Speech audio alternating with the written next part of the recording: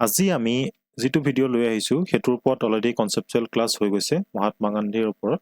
তো আজি আমি তাৰ ওপৰত কিছুমান এমসিকিউ লৈ আহিছো যিখিনি এক্সামৰ পইণ্ট অফ ভিউৰ পৰা বহুতেই প্ৰয়োজন আৰু এক্সামত আহি থকা কোৱেশ্যনখিনি আমি চাই চিতি পেলাই এইখিনি কোৱেশ্যন প্ৰিপেয়াৰ কৰিছো তো ভিডিওটো আৰম্ভ কৰাৰ আগতে আপোনালোকক জনাই ল'ব বিচাৰিছো আমাৰ যেটো এপ আছে অসমৰ এক্সাম বুলি আপোনালোকে ডেসক্ৰিপচনত দিয়া লিংকৰ পৰা ডাউনলোড কৰিব পাৰে অথবা গুগল প্লে ষ্টৰত গৈ অসমৰ এক্সাম বুলি সাৰ্চ কৰিব তেতিয়াহলে আমাৰ অসমৰ এক্সাম এপটো পাব আৰু তাতে গৈ পেলাই আপোনাৰ মোবাইল নম্বৰ দি আপুনি লগইন কৰিব লগইন কৰি পেলাই আপুনি এডিআৰই কাৰণে যিসকলে প্ৰিপেয়াৰ কৰি আছে তো আমাৰ তাতে মডেল পেপাৰ উপলব্ধ আছে 15খনকৈ বেছি আপুনি তাতে মডেল পেপাৰ পাব এইখিনি আপুনি ল'ব পাৰে 150 টকাত উপলব্ধ এইখিনি ঠিক আছে বহুতখিনি ষ্টুডেণ্টে লৈছে আৰু বহুতে আমি ভাল ৰেসপন্স ইয়াৰ পৰা পাইছো তো আপুনি যদি এজন সঁচাকৈ মানে ভালদৰে প্ৰিপেয়াৰ কৰিব বিচাৰিছে এক্সামৰ কাৰণে ঠিক আছে তেতিয়াহলে অকল পঢ়ি থাকিলে নহব তাক আপুনি চাব লাগিব আপুনি নিজকে চাব লাগিব যে পৰীক্ষা কৰি পেলাই কিমানখিনি আগবাঢ়িছে কিমানখিনি পঢ়িব আছে ঠিক আছে গোটেইখিনি বস্তু আপুনি এই মক টেষ্টত পাব সম্পূৰ্ণ সিলেবাস কভাৰ কৰি পেলাই এইখিনি প্ৰিপেয়াৰ কৰা হৈছে জেনাৰেল নলেজৰ কোৱেশ্যন 50টা পাব ৰিজনিংৰ 10টা পাব মেথছৰ 20টা পাব ইংলিছৰ 20টা কোৱেশ্যন আপোনালোকে ইয়াতে পাব এখন পেপাৰত 100টা কৈ কোৱেশ্যন পাব টোটেল আপোনালোকে ইয়াতে 16খন পেপাৰ পাব ঠিক আছে এখন ফ্ৰীকে আছে তো আপোনালোকে এপটো ডাউনলোড কৰিব আৰু তাৰ পৰা আপোনালোকে এটো নিজে পাৰচেজ কৰি ল'ব পাৰিব নেক্সট আমি ক্লাস 7 ৰ পৰা ক্লাস 10 লৈ ক্লাস কৰিছো যিসকল সেবা আৰু এসচিআৰটি মাধ্যমৰ ষ্টুডেন্ট আছে তেওঁলোকৰ কাৰণে এটো হয় একচুয়ালি গণিত সমাজ বিজ্ঞান বিজ্ঞান ইংলিছ গ্ৰামাৰৰ কাৰণে ক্লাস অলৰেডি ষ্টাৰ্ট হৈ গৈছে তো এটা সামান্য মাসুল ইয়াতে ৰখা হৈছে এইবিলাক সব ওয়ান টাইম পেমেন্ট হয় ঠিক আছে তো আপোনালোকৰ ওচৰৰ পাজৰ যদি কোনোবা ক্লাস 7 ৰ পৰা ক্লাস 10 ৰ ষ্টুডেন্ট আছে আপোনালোকে তেওঁলোকক জনাই দিব বুলি আমি আশা কৰিলো তো আজিৰ যেটো প্ৰথম কোৱেশ্যন এই প্ৰথম কোৱেশ্যনটো সক ইয়াতে খুদিছে জালিয়ানৱালাবাগ হত্যাকাণ্ডৰ বিষয়ে আমি সকলো জানো ইতিমধ্যে আমি পঢ়ি আহিছো তো মই ডিটেইলছত আৰু বেছিকে কৈ নাথাকো ইয়াতে ঠিক আছে তো জালিয়ানৱালাবাগ হত্যাকাণ্ডৰ প্ৰতিবাদত কোনে নিজৰ সাৰ নাইট উপাধি ঘূৰাই দিয়াৰ কথা ঘোষণা কৰিছিল যে যেটো নাইট উপাধি প্ৰদান কৰা হৈছিল সেই নাইট উপাধিটো কোনজন ইয়াত উল্লেখিত ব্যক্তিয়ে ঘূৰাই দিছিল সেই কথাটো আমাক সুধিছে অপচন দিছে Mahatma Gandhi Gurudev Rabindranath Tagore Annie Besant none of the above so পৰীক্ষাত সাধাৰণতে নান অফ দা এভব খুব কমেই হয় হয়নে এটো হোৱাৰ চান্স একেবাৰে কম গতিকে এটো আপোনালোকে নাযাব আৰু নাইট উপাধি কাক প্ৰদান কৰা হৈছিল ৰবীন্দ্ৰনাথ ঠাকুৰক প্ৰদান কৰা হৈছিল আৰু জালিয়ানৱালাবাগ যেটো হত্যাকাণ্ড হৈছিল 1919 চনৰ যেটো জালিয়ানৱালাবাগ হত্যাকাণ্ড হৈছিল সেইখন সময়ত কি কৰিছিল ৰবীন্দ্ৰনাথ ঠাকুৰে তেখেতৰ যেটো নাইট উপাধি আছিল সেই নাইট উপাধিটো ত্যাগ কৰিছিল মানে ঘূৰাই দিছিল কোৱেশ্যন নম্বৰ 2 চক ইয়াতে খুদিছে যে মহাত্মা গান্ধীক জাতিৰ পিতা উপাধি কোনে দিছিল যে আমি কোন Mahatma Gandhi father of the nation কোনে তেখেতক হেতু দি পেলাই সম্বোধন কৰিছিল অপচন দিছে সুভাষ চন্দ্ৰ বোস অপচন বি দিছে জিকে গোখলে মানে গোপাল কৃষ্ণ গোখলে কোন আছিল গম পায়নে তেখেত আছিল মহাত্মা গান্ধীৰ ৰাজনৈতিক গুৰু বুলি কোৱা হয় কেতিয়াবা পৰীক্ষাত প্ৰশ্ন আহে ঠিক আছে যে গোপাল কৃষ্ণ গোখলেৰ ওপৰত কোৱেশ্যন আহে যে মহাত্মা গান্ধীৰ ৰাজনৈতিক গুৰু বুলি আমি কোনজন মহান ব্যক্তিৰ কথা ক'ব পাৰো তেতিয়াহলে আমি গোপাল কৃষ্ণ গোখলেৰ কথা ক'ব লাগিব অপচন সি দিছে ৰবীন্দ্ৰনাথ ঠাকুৰ আৰু অপচন ডি দিছে নান অফ দা এভব তো জাতিৰ পিতা বুলি কোনে সম্বোধন কৰিছিল তেতিয়াহলে আমি ক'ব লাগিব কাৰ কথা সুভাষ চন্দ্ৰ বসুৰ কথা সুভাষ চন্দ্ৰ বসুৱে কি কৰিছিল মহাত্মা গান্ধীক জাতিৰ পিতা বুলি সম্বোধন কৰিছিল কোৱেশ্যন নম্বৰ 3 চক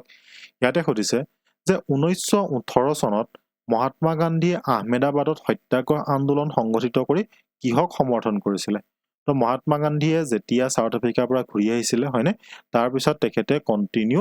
তিনিবাৰ কি কৰিছিল আন্দোলন কৰিছিল যেটো 1917 চনত এবাৰ কৰিছিল তাৰ পিছত 1918 চনত তেখেতে দুটা কৰিছিল হয়নে প্ৰথমটো কৰিছিল বিহাৰৰ চম্পাৰণত কৰিছিল ইন্ডিগো খেতিৰ কাৰণে তো ইয়াতে খুদিছে আমাক যে 1918 চনত যেটো কৰিছিল আহমেদাবাদৰ যেটো মিল ষ্ট্ৰাইক বুলি কোৱা হয় এটো কিহৰ কাৰণে কৰিছিল অপচন দিছে মনি লেন্ডাৰ মানে যিসকলে পইচা ধাৰলে দিয়ে তেওঁলোকৰ কথা কৈছে ফাৰ্মাৰ কথা কৈছে সোলজাৰৰ কথা কৈছে নান অফ দা এভব তো ইয়াতে কাৰ কাৰণে কৰিছিল কৃষকসকলৰ কাৰণে যে খেতিৰ ওপৰত কি কৰিছিল খাজনা বৃদ্ধি কৰি দিছিল তো সেইখন সময়ত সেই কাৰণে কি কৰিছিল খেতিয়কসকলৰ হৈ পেলাই আন্দোলন কৰিছিল ঠিক আছে তো বুজি পাইছে কিবা যদি অসুবিধা পায় তেতিয়াহলে কমেন্টত জনাই দিব তো মই ইয়াতে লিখিছো এটো যে মহাত্মা গান্ধী কি কৰিছিল প্ৰথমটো যেটো সত্যাগ্ৰহ আছিল ন কটন মিল ৱৰ্কাৰ্ছ এইখিনি আপোনালোকে চাই ল'ব ঠিক আছে ইয়াতে মই ডিটেইলছত অলপ লিখি দিছোঁ স্ক্ৰীনশ্বট মাৰি ল'ব পাৰে কুৱেশ্যন নম্বৰ 4 ত চাওক ইয়াতে কৈছে তলৰ কোনখন বাতৰি কাকত মহাত্মা গান্ধীৰ সৈতে তেওঁ ধাৰণা প্ৰচাৰৰ বাবে জড়িত নাছিল তো তলৰ কেইখনমান বাতৰি কাকতৰ নাম দিছে যিখন নেকি মহাত্মা গান্ধীৰ সৈতে জড়িত নহয় বুলি কৈছে অপচন দিছে Harijan Indian opinion young India none of the above তো চাওক এই প্ৰশ্নত আপোনালোকৰ বহুতে খেলিমেলি হ'ব তো না ইয়াত কি হ'ব গম পায়নে নান অফ দ্য এবভেই হ'ব ঠিক আছে যেহেতু হৰিজনখনো মহাত্মা গান্ধীৰ লগত জড়িত ইণ্ডিয়ান অপিনিয়নো জড়িত ইয়ং ইণ্ডিয়া কি হৈছে এইখনো হৈছে মহাত্মা গান্ধীৰ লগত জড়িত ঠিক আছে হৰিজনখন কেতিয়া পাব্লিছ হৈছিলে বুলি কৈছে 1932 পাব্লিছ হৈছিলে ঠিক আছে ইণ্ডিয়ান অপিনিয়ন যিখন পেপাৰ আছিলে সেইখন পাব্লিছ হৈছিলে 1903 চনত ঠিক আছে তো ইয়াতে এখিনি লিখি দিয়া হৈছে এইবিলাক কথা ইয়ং ইণ্ডিয়া যিখন আছিলে সেইখন প্ৰকাশ হৈছিলে 1919 চনৰ পৰা ঠিক আছে 1931 চনলৈকে তো এইখিনি বস্তু আপোনালোকে মনত ৰাখিব লাগিব তো নান অফ দ্য এভব যে একেবাৰে নোহোৱাকৈ থাকিব তেনেকুৱা নহয় কেতিয়াবা মানে সাধাৰণতে নহয় কিন্তু কেতিয়াবা হৈ যায় ঠিক আছে তো এই Harijan Indian opinion young India কি হৈছে এইবিলাক মহাত্মা গান্ধীৰ সৈতে জড়িত কুৱেশ্যন নম্বৰ 5 ত চাওক ইয়াতে সুধিছে যে 1930 চনত অনুষ্ঠিত হোৱা ঘূৰণীয়া মেচমেল সন্মিলনৰ সন্দৰ্ভত সঠিক বিকল্পটো বাছি উলিয়াওক যে 1930 চনত যিখন প্ৰথম ঘূৰণীয়া মেচমেল হৈছিলে মানে ঘূৰণীয়া মেচমেল তিনিখন হৈছিলে আমি পাই আহিলো শিকিলো সেইখিনি কনচেপচুৱেল ক্লাছ যিবিলাক আছিলে তো আমাৰ এখন কি আছিলে যে এখনতহে আমাৰ কংগ্ৰেছৰ প্ৰতিনিধিয়ে কি কৰিছিলে গৈছিলে তালে ঘূৰণীয়া মেচমেলত যোগ কৰিবৰ কাৰণে হয়নে কিন্তু তিনিখন ঘূৰণীয়া মেচমেল হৈছিলে সেই তিনিখন ঘূৰণীয়া মেচমেলত বি.আৰ. আম্বেদকাৰ কিন্তু উপস্থিত আছিলে এটো চাব তো ইয়াত যিখিনি অপচন দিছে সেই অপচনখিনি আপোনালোকে নিজে চাওক প্ৰথমতে যে মহাত্মা গান্ধী টুক part in the third round table conference তো মহাত্মা গান্ধী কি আছে 3 নম্বৰখনততো যোৱা নাছিলে মহাত্মা গান্ধী ক'ত গৈছিলে 2 নম্বৰখনতহে গৈছিলে আমি জানো হয় প্ৰথমখনত কেলে যোৱা নাছিলে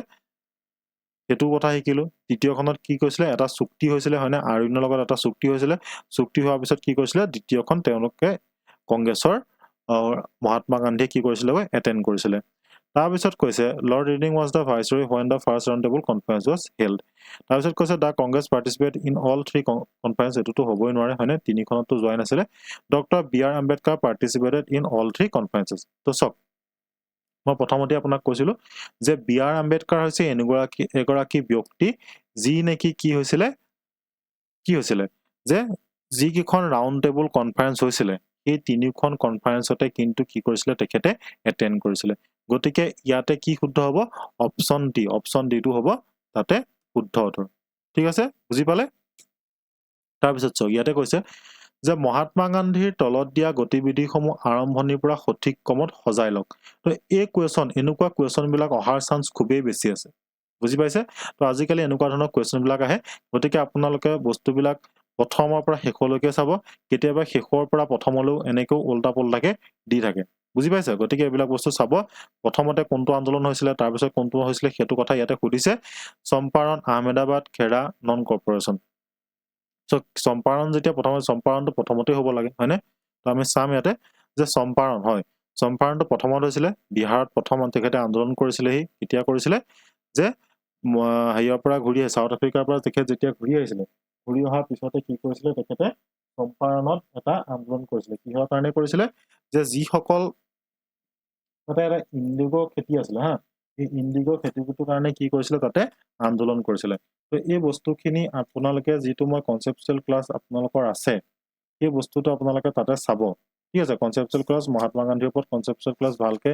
কৰা আছে গোটেইখিনি বস্তু চাব মহাত্মা গান্ধীৰ ওপৰত সাধাৰণতে বহুতেই বেছি কুৱেশ্যন অহা দেখা যায় আহেই ঠিক আছে নাহিব যে তেনেকুৱা কোনো কথা নাই মহাত্মা গান্ধীৰ ওপৰত কুৱেশ্যন আপোনালোকে পাব আৰু আহিবই সেইবিলাক তাৰপিছত চাওক আহমেদাবাদৰ আমি ষ্ট্ৰাইকৰ কথা পঢ়িলো হয়নে আহমেদাবাদত তেখেতে কি কৈছিলে খেতিয়কৰ কাৰণে তেখেতে আন্দোলন কৰিছিলে আহমেদাবাদ মিল ষ্ট্ৰাইক যিটো আছিলে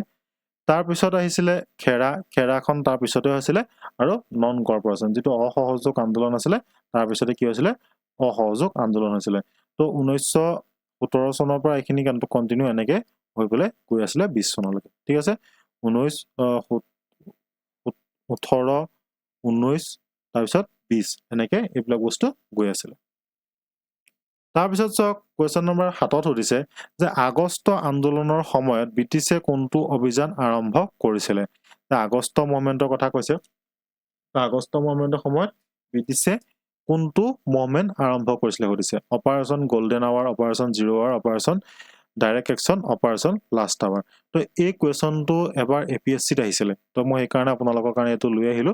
যে আপোনালোকেতো APSCটো নহয় ADR কাৰণে প্ৰিপেয়াৰ চলাই আছে গোটেইখিনি মেক্সিমামে তো চক কেতিয়াবা কুৱেশ্যন আহি যায় ঠিক আছে তো এই যিটো কুৱেশ্যনটো আপোনালোকে ভালকে চাব যে আগষ্ট মুভমেণ্টৰ সময়ত কি কৰিছিলে ব্ৰিটিছে অপাৰেশ্যন 0 আৱাৰ ঠিক আছে এইটো মনত ৰাখিব অপাৰেশ্যন 0 আৱাৰ কাৰণে কি কৰিছিলে এইটো চলাইছিলে তেওঁলোকে বুজি পাইছে কি কাৰণে কৰিছিলে যে to arrest the leaders of the quit Indian movement তো আগষ্ট মুভমেণ্ট বুলি ক'লে আমি কি বুজো যিটো ভাৰত ত্যাগ আন্দোলন আছিলে হয়নে আগষ্ট ক্ৰান্তি মৈদাম বুলি মই আপোনালোকক যিটো কনচেপচুৱেল ক্লাছ তাতে কৈছিলো চাগে আপোনালোকে চাবচোন এবাৰ যে আগষ্ট যিটো য'ৰ পৰা হৈছিলে গোৱালিয়ৰ ন তাক আজিকালি কি নাম দিছে আগষ্ট ক্ৰান্তি মৈদাম তেনেকৈ নাম এটা দিয়া আছে আৰু তাত যিখিনি নেতৃত্ব দিছিল সেই নেতৃত্ব দিয়া ব্যক্তিসকলক কি কৰিছিলে এৰেষ্ট কৰিবৰ কাৰণে অপাৰেশ্যন 0 আৱাৰ এইটো তেওঁলোকে কৰিছিলে ঠিক আছে কুৱেশ্যন নম্বৰ 8ত চাওক ইয়াতে কৈছে গান্ধীজীয়ে কিয় আৰম্ভ কৰিছিল চম্পাৰণ সত্যাগ্ৰহ তো গান্ধীজীয়েনো কি কাৰণত চম্পাৰণৰ যিটো সত্যাগ্ৰহ আছিলে সেই সত্যাগ্ৰহটো কৰিছিলে সুধিছে গান্ধীজীৰ প্ৰথমটো সত্যাগ্ৰহ মই এতিয়ালৈকে বহুতবাৰ ক'লো যে নীল খেতিৰ কাৰণে হয় না নীল খেতিৰ প্ৰতিবাদত কি কৰিছিলে এইটো আন্দোলন কৰিছিলে তো ইয়াতে নীল খেতিৰ কাৰণে আপোনালোকে আছে ইণ্ডিগো যতে আছে সেইটো শুদ্ধ হ'ব ঠিক আছে প্ৰথমটো to increase the wages of the textile mill worker তো এইটোতো নহয় হয়নে এইটো ক'ত আছিলে এইটো টেক্সটাইলৰ যিটো আছিলে সেইটো খেৰাতে তেনেকুৱাত আছিলে ঠিক আছে to reduce the taxes given by the farmer তো এইটো আহমেদাবাদত আছিলে হয়নে তাৰপিছত to protest against British expansion of the indigo farmers তো এইটোৱে হ'ব অপশ্যন চি হ'ব আপোনালোকৰ কাৰণে শুদ্ধ অৰ্থ যে ইণ্ডিগো যিসকল নীল খেতি ইণ্ডিগো বুলি কোৱা হয় নীল খেতিৰ প্ৰতিবাদ স্বৰূপে এইটো গান্ধীজীয়ে কি কৰিছিলে চম্পাৰণ সত্যাগ্ৰহ কৰিছিলে তাৰপিছত কৈছে নিমখ আইনখনৰ বিৰুদ্ধে প্ৰতিবাদৰ ফল মানে the protest against the salt law led to the Dandi march quit India movement Gandhi আৰু ইম্পেক্ট খিলাফত মুভমেণ্ট তো এইটো কি হ'ব দাণ্ডি মাৰ্চেই হ'ব মানে নিমখ আইনৰ যিখন লোন আইন বুলি যিখন কোৱা আছিলে সেইটো কোন আছিলে দাণ্ডি মাৰ্চ আছিলে ঠিক আছে দাণ্ডি মাৰ্চ কি হৈছিলে ইয়াৰ পিছতে যিটো কেতিয়া হৈছিলে 12 মাৰ্চ 1930 চনত 12 মাৰ্চ 1930 চনত হৈছিলে ক'ৰ পৰা হৈছিলে সবৰমতী টু দাণ্ডি তো ইয়াতে এইখিনি বস্তু ডিটেইলছত লিখা আছে আৰু এইখিনি কথা অলৰেডি এবাৰ কোৱা হ'ল আমাৰ এই ইউটিউব চেনেলটোতে আছে যিটো মহাত্মা গান্ধীৰ গান্ধী আৰু নেহৰু বুলি এটা ক্লাছ আছে কনচেপচুৱেল ক্লাছ তাতে চাব এইখিনি বিষয়ে ডিটেইলছত আলোচনা কৰা হৈছে ইয়াতে কৈ থাকিলে এইখিনি বহুত দীঘলীয়া হৈ যাব ভিডিঅ'টো তাৰপিছত কৈছে কুৱেশ্যন নম্বৰ 10ত কোনটো বছৰত মহাত্মা গান্ধীয়ে দক্ষিণ আফ্ৰিকাত এছিয়াটিক পঞ্জীয়ন আইনৰ বিৰুদ্ধে প্ৰতিবাদ কৰি প্ৰথম সত্যাগ্ৰহৰ নেতৃত্ব দিছিল 1896 to 97 1913 to 1914 1960 পৰা 1907 1903 পৰা 1904 তো ইয়াতে যেটো শুদ্ধ অৰ্থ হ'ব হেতু হৈছে কি 1906 ৰ পৰা 1907 এটো মন ৰাখিব ঠিক আছে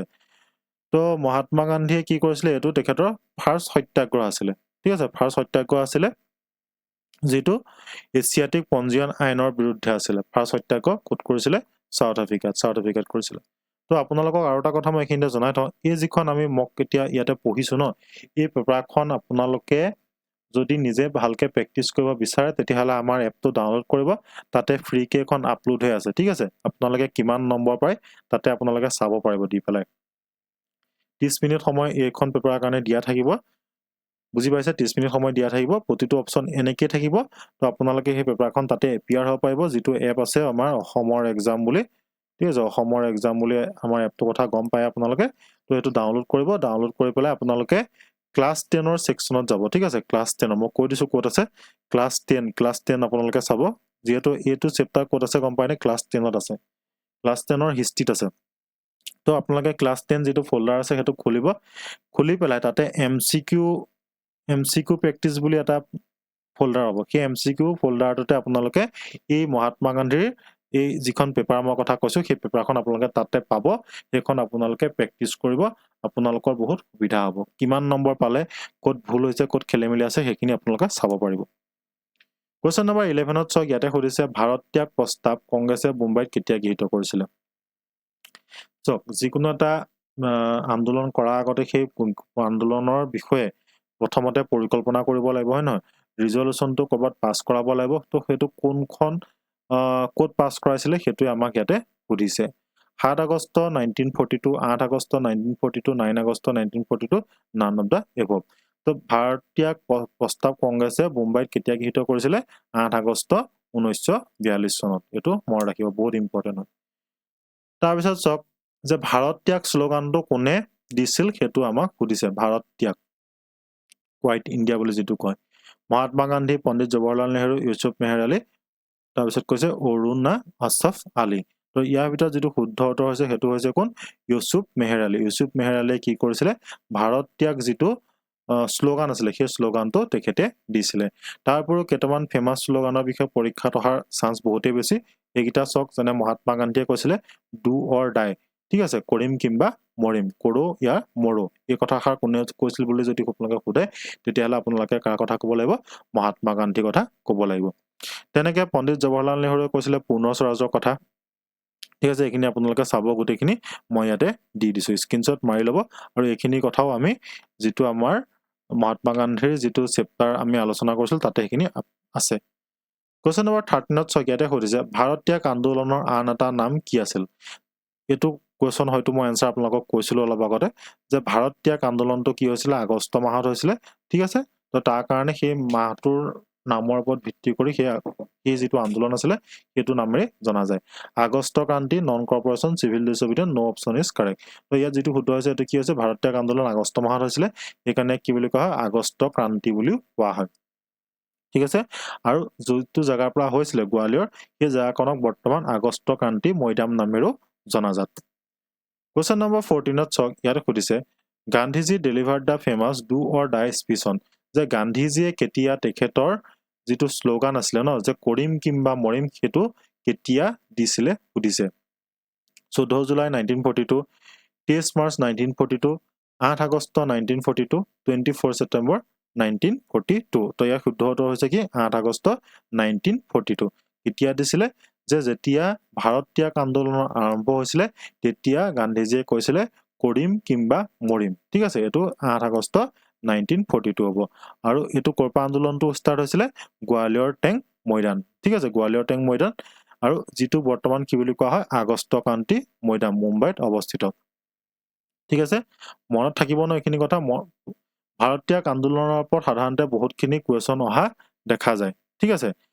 Aruna Asaf Ali popularly known as grand old lady grand old man বুলি কাক কোৱা হয় হেতু কমেন্টত জনাব আৰু গ্ৰেণ্ড ওল্ড লেডি কোন বুলি কৈছে অৰুণা আছফ আলী কি বুলি কোৱা হয়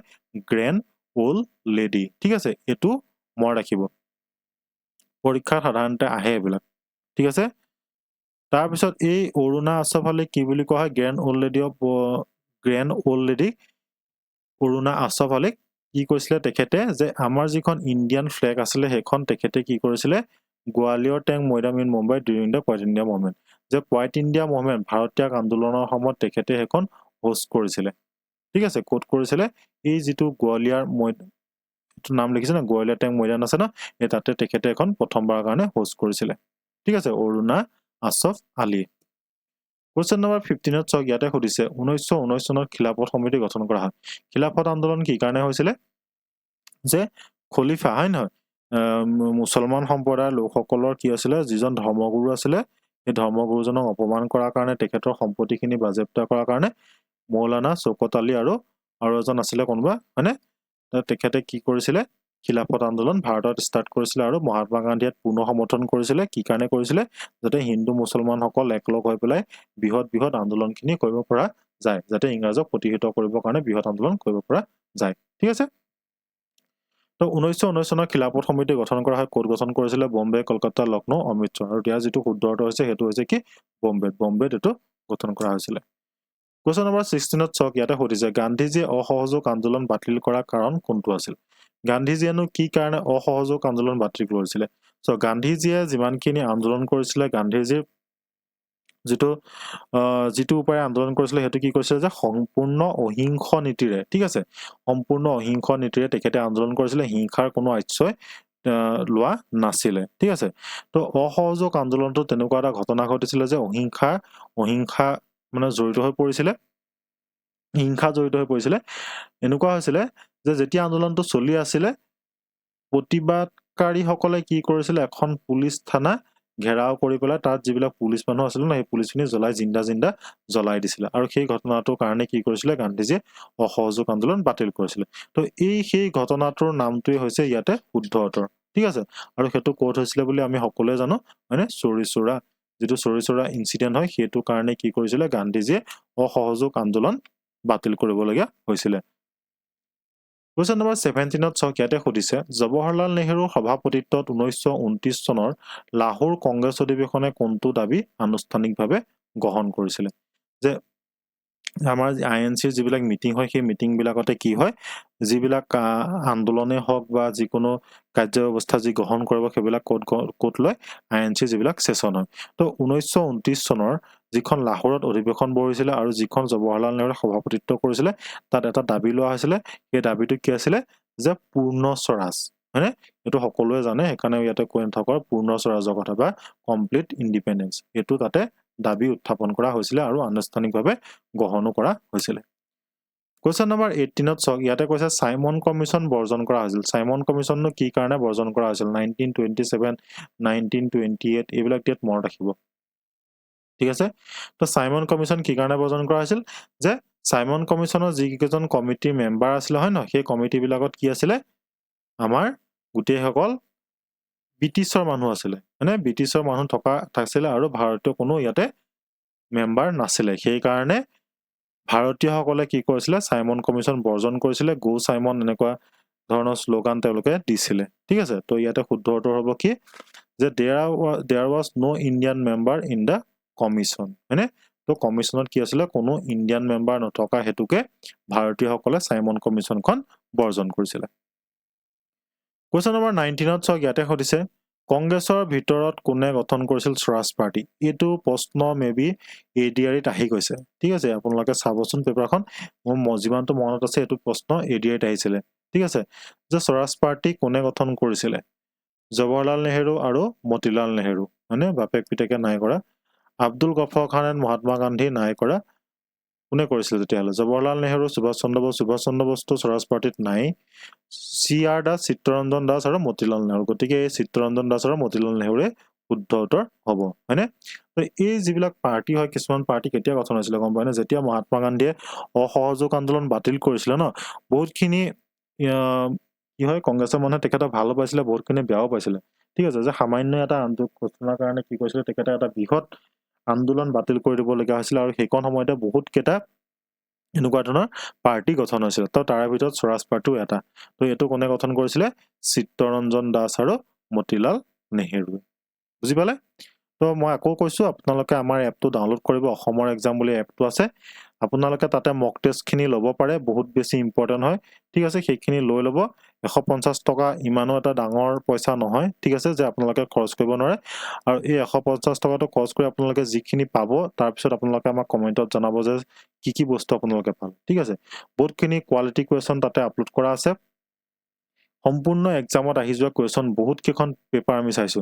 নাই কমো আমি 50-60 খন মান পেপাৰ আমি এনালাইসিস কৰি পেলাই সেইখিনি প্ৰস্তুত কৰিছো ঠিক আছে বহুত বেছি ইম্পৰ্টেন্ট হয় সেইখিনি কোৱেশ্চন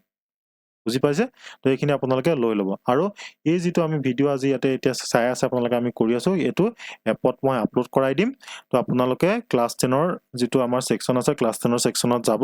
তাতে এমসিকিউ বুলি এটা আপোনালোকে ফোল্ডাৰ পাব এমসিকিউ ফোল্ডাৰ খুলিব আপোনালোকে এখন প্ৰেক্টিস কৰিব পাৰিব তো ঠিক আছে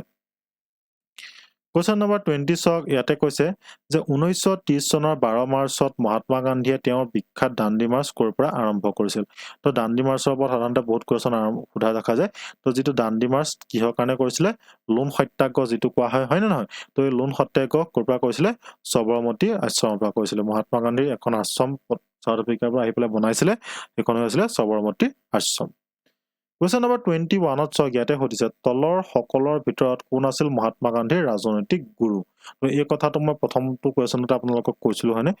এই কোৱেশ্চনটো বহুত বাৰ আহিছে তেলাই হিচাপ নাই কিমান বাৰ আহিছে এই কোৱেশ্চনটো বহুত বাৰ আহিছে এই কোৱেশ্চনটো অসমৰ এক্সামে হওক লাগিলে চেন্ট্ৰেলৰ যিকোনো এক্সামে হওক এসএসসি ঠিক আছে তো এই কোৱেশ্চনটো সাধাৰণতে সোধা দেখা যায় তো ইয়াৰ যেটো শুদ্ধ উত্তৰ হৈছে হেতু হৈছে কোন গোপাল কৃষ্ণ গোখলে ঠিক আছে গোপাল কৃষ্ণ গোখলে কি বুলি কোৱা হয় মহাত্মা গান্ধীৰ ৰাজনৈতিক গুৰু আৰু এটো কোৱা হয় যে মহাত্মা গান্ধীয়ে গোপাল কৃষ্ণ গোখলে অনুৰোধত সাউথ আফ্ৰিকাৰ পৰা কি আহিছিলে ইণ্ডিয়ালৈ ঘূৰি আহিছিলে ঠিক আছে তো আজিলে আমাৰ ইমানখিনি আছিলে 21টা কোৱেশ্চন এইখিনি কোৱেশ্চন আপোনালোকে এপত গৈ প্ৰেক্টিছ কৰিব পাৰিব তাতে গোটেইখিনি বস্তু ডিটেইলছত আলোচনা কৰা হৈছে আপোনালোকে চাব আৰু লগতে আমাৰ চেনেলটোলৈ যদি নতুনকৈ আহিছে অনুগ্ৰহ কৰি সাবস্ক্ৰাইব কৰি দিব ধন্যবাদ